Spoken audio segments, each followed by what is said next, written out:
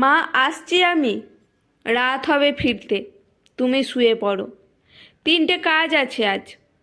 একশ্বাসে কথাগুলো বলল রুহি। রুমা সবে খাওয়ার কাপড় ছেড়ে পরিষ্কার শাড়ি পরে খাটে গা এলিয়ে বসেছেন, যাতে সন্ধে হলেই এই শাড়িতেই ধূপধুনো দিতে পারেন। রুমার বুকের ওপর খোলা সুচিত্রা ভট্টাচার্যর গহীন হৃদয়, আর মুখ ভর্তি পান। বই আর পান, এই দুই নিয়েই যে কিভাবে দিন আসে আর রাত যায় বোঝেন না রুমা। কত দেরি হবে তোর? সবে দুপুর 2টো বাজে এখন, জিজ্ঞেস করলেন রুমা। রুহি জুতোর বেলটা বাঁধতে বাঁধতে বলল, 3টে কাজ আছে। একটা আবার সাউথে, ফিরে এসে শ্যামবাজারে একটা, আরেকটা আগরপাড়া। সুজাতা যাচ্ছে না? রুমা জিজ্ঞেস করতেই একরাশ অভিমানী গলায় রুহি বলল, পাগল নাকি? ওকে সব জায়গায় নিয়ে যেতে গেলে লাভের ধন পিঁপড়েতে খাবে। কথাগুলো বলতে বলতেই নিজের ব্যাগটা একবার দেখে নিল রুহি, সব গুছিয়ে নিয়েছে কিনা। একটা বিস্কুটের প্যাকেট কিনে নিতে হবে, বড্ড খিদে পেয়ে যায় ওর। আর কে কি খেতে দেবে সেই ভরসায় থাকে না রুহি। মায়ের ওপরেই ভরসা নেই আর অন্য লোক। এই বুক দীর্ঘশ্বাস নিয়ে বেরিয়ে গেল রুহি। একবার পিছন ঘুরে মাকে দেখল। রুমা তখনও ওভাবে বসে মেয়েকে দেখেই যাচ্ছে। মেয়েটাকে একদম বোঝেন না রুমা। সবই করছে, কিন্তু আজকাল বড় খিটখিটে হয়ে যাচ্ছে। টাকা পয়সাও মোটামুটি ভালোই আয় করে, তাই কি এত দেমাক? বোঝে না রুমা। সারাক্ষণ রুমাও যেন ওর মুডের সাথে খেলতে খেলতে ক্লান্ত। এই ভালো তো এই খারাপ, দুটো ভালো কথা বলেই আবার মেজাজ হারাচ্ছে। এই তো কত ভালোভাবে জিজ্ঞেস করলেন রুমা সুজাতা যাবে কিনা। আসলে ঘুরে ঘুরে কাজ করে সারাদিন, মাঝে মাঝে রুমা ফোনে পান না রুহিকে, তখন এই সুজাতায় ভরসা। কিন্তু কি ঝাঁঝিয়ে উত্তরখানা দিল। সদ্য স্বামীহারা রুমার চোখ দুটো টল টল করছে। আঁকড়ে ধরলেন সুচিত্রা ভট্টাচার্যকে।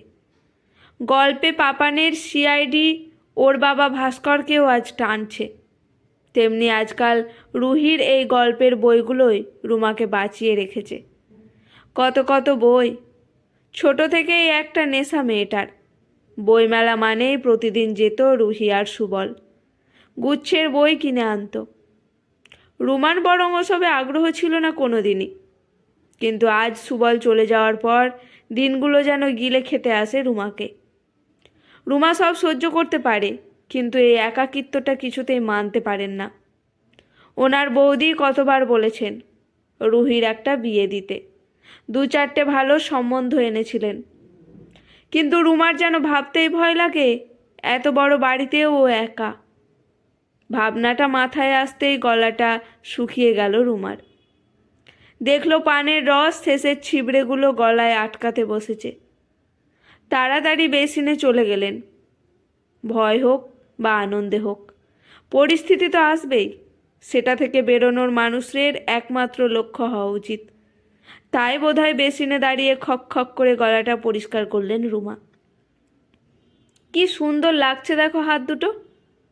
কথাটা কানে আসতেই লজ্জার লাল হয়ে গেল রুহি। মেয়েদের বিয়ের দিন সকালবেলা সত্যি খুব অন্যরকম সুন্দরী লাগে। লালে হলুদে একদম মোহময়ী, সাথে মিশে থাকে লাজুক হাসি, যেটা রুহির মুখে ছড়িয়ে আছে। দূর থেকে রুমা দেখছেন মেয়েকে। কে বলবে এটা ওনারই সেই রাগী বদমেজাজি মুডি মেয়েটা। যেদিন ছেলে বাড়ি এসে বলে গেল এই মেয়েকেই ওনাদের পছন্দ, সেদিন থেকেই বেশ খুশি রুহি। নিজেই ঘুরে ঘুরে বিয়ের কেনাকাটা করছে। বেনারসিটাও কিনেছে একদম টুকটুকে লাল রঙের, সেই মতো গয়না। সুবল মেয়ের বিয়ের জন্য কিছু জমিয়ে রেখে যেতে পারেনি, তাই রুমা একটু চিন্তায় ছিলেন। তাই জন্যই খুব একটা মেয়ের বিয়ে নিয়ে আগ্রহ দেখাননি। এক তো একা হয়ে যাওয়ার ভয়, তারপর খরচ। ঢাল নেই, তরোয়াল নেই, তাও নিধিরাম সর্দার সেজে ঘুরে বেড়ানোর মতো সাহস রুমার বুকে অন্তত নেই। কিন্তু বিয়ের কথা এগোতেই রুমা অবাক হয়ে গেলেন রুহিকে দেখে। মেয়ে যে তলে তলে সব গুছিয়ে রেখেছেন কল্পনাতেও ভাবতে পারেননি রুমা। রুমার মনে আছে ছোটবেলা যখনই বিয়ের কথা হতো রুহি ঠোঁট ফুলিয়ে কেঁদে উঠত। আধো বুলিতে বলল, আমি বিয়ে করব না, অফিস যাব, এসে ম্যাগি বানিয়ে সবাই মিলে খাবো। শুনে হেসে ফেলতেন সুবল আর রুমা। সাথে সাথে সুবল মেয়েকে জড়িয়ে ধরে বলতো, আমি কোনোদিন এই মেয়েকে কোথাও যেতে দেব না। অন্য কতগুলো লোক আমার মেয়ের ওপর অধিকার ফলাবে, এটা আমি কিছুতেই হতে দেব না। বাবা আর মেয়ের এই ধরনের খুনসুটি মজা চলতেই থাকতো বাড়িতে। মনে আছে মেয়ের কান ফুটাবে বলে বাড়িতে এসেছিলেন রুমার বড় মাসি। কি কান্না রুহি আর সাথে সুবলের, যেন বুক ফেটে যাচ্ছিল সেদিন। বলেছিল, কি দরকার মাসি মেয়ের এই নরম চামড়ায় ছুঁচ ফোটানোর? রমলা দেবী হেসে বলেছিলেন, জামাই মেয়ের বিয়ে দিতে হবে তো, নাকি বড় হলে? সেটা শুনে সুবলের কথা আজও মনে আছে রুহির। সেদিন খুব রেগে গিয়ে ওর বাবা বলেছিলেন, এই মেয়েকে আমি কিছুতেই বুক ছাড়া করব না। সেদিন সুবলের কথায় রুমাও হয়তো বিষয়টাকে সত্যি হিসেবেই ধরে নিয়েছিলেন। তাই মেয়ের বিয়ে নিয়ে কোনো মাথা ব্যথা নেই ওনার। হাতটা সোজা করো, ভাঁজ পড়ে যাচ্ছে। অনেকখানি ভাবনার সাথে এক অধরা স্বপ্নে ঘুরে আসলো রুহি। যখনই এরকম মুহূর্ত আসে তখনই স্বপ্নরা ঘিরে ধরে ওকে। মনটা বড্ড অগোছালো হয়ে যায় সে সময়। মনে মনেই বিয়ে হয় ওর। অধিবাস দধিমঙ্গল, গায়ে হলুদ, লাল বেনারসি, গয়না আর হাত ভরা মেহেন্দি। দিদি ভাই, হাত দুটো কি সুন্দর লাগছে রে তোর, কি সুন্দর আঁকছে, বর বউ দুটো দারুণ এঁকেছেন। এক নাগাড়ে বলেই যাচ্ছে মেয়েটি। রুহি চেনে না কে এই মেয়ে, তবে আজকের কনের বোন হবে হয়তো। আমি তো ফেসবুকে দেখে লোকজনের ফিডব্যাক পড়ে তবে রুহিকে বুক করেছি। সবাই কত প্রশংসা করে ওর। আজ মনে হচ্ছে প্রশংসার মতোই হাতের কাজ। কি স্পিডে আঁকছে দেখ বুনু। রুহি শুনল কায়নে স্বয়ং ওর প্রশংসা করছে। মেয়েটার নাম অমৃতা দত্ত, বালিগঞ্জে বাড়ি। বাড়ি না বলে প্রসাদ বলাই ভালো। সারা বাড়ি মেয়ের বিয়ে উপলক্ষে আলো আর ফুল দিয়ে মুড়ে দিয়েছে অমৃতার বাবা। আর সাথে সারাক্ষণ বেজে চলেছে সানাইয়ের মিষ্টি সুর। এসে থেকে শুনছে রুহি এই শব্দটা, কিন্তু একেবারের জন্য বিরক্ত লাগছে না। এতটাই মিষ্টি সুর। আজকাল মেহেন্দি আর্টিস্ট হিসেবে বেশ নামডাক হয়েছে রুহির। বিয়ের একটা তারিখও বাদ যায় না রুহির। এক এক দিনে দুটো তিনটে করেও পড়ে। আজকাল ভালোই ইনকাম হয়। সাথে তত্ত্ব সাজানোর একটা কোর্স করেছে। গ্র্যাজুয়েশনটা মোটামুটি পাস করে রুহিও স্বপ্ন সাজিয়ে নিয়েছিল বিয়ে করবে, নিজের বাড়ি সাজাবে। এই নিয়ে ও বন্ধু মহলে কম হাসির খোরাক হতো।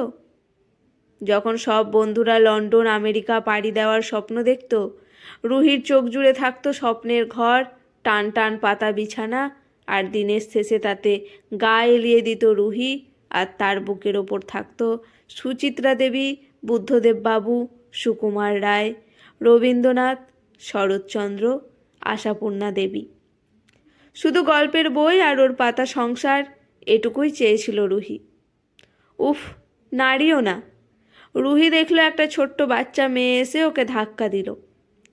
সাথে সাথে অমৃতা বলল, বুনু নদীকে ধর, বিরক্ত করছে এসে। সাথে সাথে একটি মেয়ে এসে নিয়ে গেল বাচ্চাটাকে। কিন্তু বাচ্চাটার এই ধাক্কাটার দরকার ছিল, না হলে আবার স্বপ্ন ধরতে চলে যেত রুহি। যখনই ও মেহেন্দি পড়াতে যায় বারবার এই একই স্বপ্ন ফিরে ফিরে আসে ওর মনে। প্রতিবার একই রকম কোনো বাচ্চা এসে ধাক্কা দিয়ে বাস্তবে ফিরিয়ে দিয়ে যায় রুহিকে। যেখানে ফিরে রুহির মনে পড়ে ওর জন্ম হয়েছে অন্যদের সাজানোর জন্য, তাদের মেহেন্দির রঙকে আরও লাল করার জন্য। রুহিকে সবাই ভাড়া করে আনে। অনেক ধৈর্য নিয়ে তাদের হাতে রুহি এঁকে দেয় ওর নিজের স্বপ্নগুলো। বিনিময়ে কিছু টাকা আর অনেক প্রশংসা নিজের ঝুলিতে ভরে নেয়। আজ মাঝে মাঝে এই লেবু চিনির রসটা লাগাবে। বোনকে বলবে নিজে আবার লাগাতে যাবে না। বলতে বলতেই প্লেটে রাখা লেবু চিনির রসটা লাগিয়ে দিল রুহি।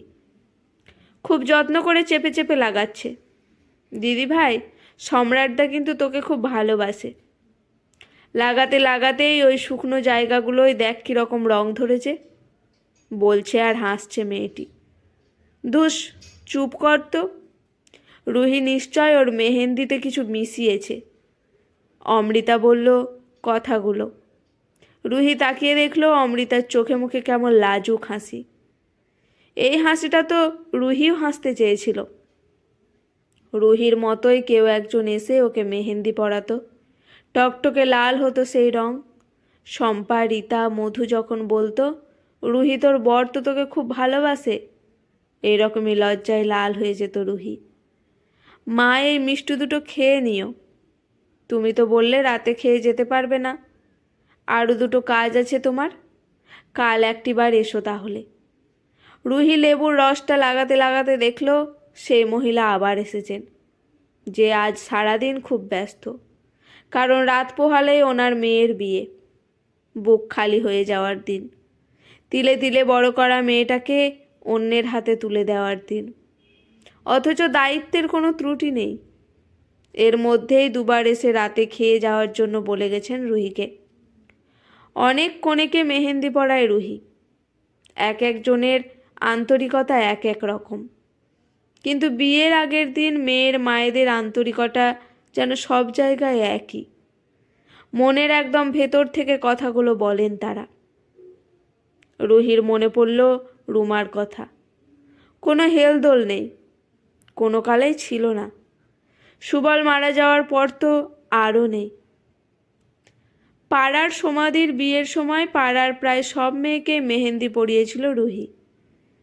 খেলার ছলেই পরিয়েছিল। তখন রুহি নিজেও জানতো না একদিন এটাই ওর পেট চালাবে। সুবল বলতেন, কি দরকার তোর এসবের, চুপচাপ বাড়ি থাক। দুদিন পর কলকাতায় নামকরা পার্লার থেকে আসবে তোকে মেহেন্দি পরাতে, সাজাতে। ঘোড়ায় চড়ে তোর বর আসবে তোকে নিতে। এসব স্বপ্ন তো সুবল নিজের হাতে সাজিয়ে দিয়ে গিয়েছিল রুহির চোখে। আর আজ যখন রুহি সেসবের জন্য মন খারাপ করে, তখনই রুমা সেটা নিতে পারেন না। রুহি চোখ তুলে দেখলেন অমৃতার মা তাকিয়ে আছেন ওর দিকে। রুহি হেসে বললেন, কেমন হচ্ছে কাকিমা? অমৃতার মা সুপ্রভা দেবী বললেন, তোমার হাতে জাদু আছে মা, খুব তাড়াতাড়ি তোমার হাত দুটো এমন ভরে উঠুক। রুহির মনের ভেতর জুড়ে তোলপাড় চলে সারাদিন শুধু এটা নিয়েই। তাই না চাইলেও বলে উঠল, সবার ভাগ্যে সব থাকে না কাকিমা। সুপ্রভা দেবী বললেন, ভাগ্য তো নিজেকেই গোছাতে হয় মা, সব কি আর গোছানো থাকে? সব ভালো হবে, শুধু সময়ের অপেক্ষায়। সুবল একটা ছোট চাকরি করতেন। হঠাৎ মৃত্যুতে সেটা হারালে কিছু টাকা কোম্পানি দিয়েছিল। সেটা দিয়েই বাড়িটা সরিয়ে ভাড়া দিয়েছেন রুমা। জমানো বলতে কি আছে খুব জানা নেই রুহির। ইনকাম বলতে ওই ভাড়াটুকু আর রুহির এই আয়, এটা খুব কম না। আর সেটা বোঝার পর আরও মেয়ের বিয়ে নিয়ে ভাবছেন না রুমা। নিজের মায়ের এই কথা ও কাকে বলবে, আর কে বা শুনবে? একটা দীর্ঘশ্বাস ফেলে মজা করে রায় বলল, কাকিমা, সে সময় হলে এই হাত লাল হবে না গো, কারণ নিজের হাতে নিজে কিভাবে মেহেন্দি পরব? আর আমি বিশ্বাস করি আমার মতো ভালো মেহেন্দি আর্টিস্ট কলকাতার বুকে একটাও নেই। কিছু মিথ্যের এতটাই শক্তি থাকে যে সেটা হাজারো সত্যির থেকেও বেশি ক্ষমতা রাখে। অমৃতা বলল, এটা সত্যি রুহি, তোমার হাতের কাজ অসাধারণ। আমার সামনে অনেকগুলো বন্ধুর বিয়ে, সবাইকে তোমার নাম্বারটা দিয়ে দেব। রুহি অমৃতার বাঁ হাতটা টেনে লেবুর রসটা দিতে লাগলো। অমৃতার কথায় ঠোঁটে লেপ্টে দিল খুশির হাসি, কিন্তু বুক জুড়ে হাহাকার। আবার কারোর হাতে মেহেন্দি মানে ওর হারিয়ে যাওয়া স্বপ্নগুলো ফিরে পাওয়া। থাক, না হোক সেসব আর সত্যি। এটা তো সত্যি যে রুহি ওর নিজের স্বপ্ন দিয়েই অন্যদের স্বপ্ন সাজায়, আর মেহেন্দির রঙে সেসব স্বপ্ন রঙিন হয়, আর লেবু চিনির রসে স্বপ্নগুলো মজবুত হয়ে বাস্তব হয়। শেষ অমৃতার হাত সাজানো। হাত দুটো উঁচু করে ধরল অমৃতা। টক টক করে ছবি তুলে নিল রুহি। এগুলো দিয়ে আবার কালকের জন্য স্বপ্ন সাজাবে রুহি, আর সেগুলো হবে এই লেবু চিনির রসের মতোই টক, মিষ্টি আর চ্যাটচেটে। এই স্বপ্নগুলোকে সত্যি হবেই কোনো একদিন, কোনো এক সময়, অথবা কোনো এক মুহূর্তে। রুহি দিনের শেষের শুধু সেটারই অপেক্ষায়। আজকের গল্পটি এখানেই সমাপ্ত।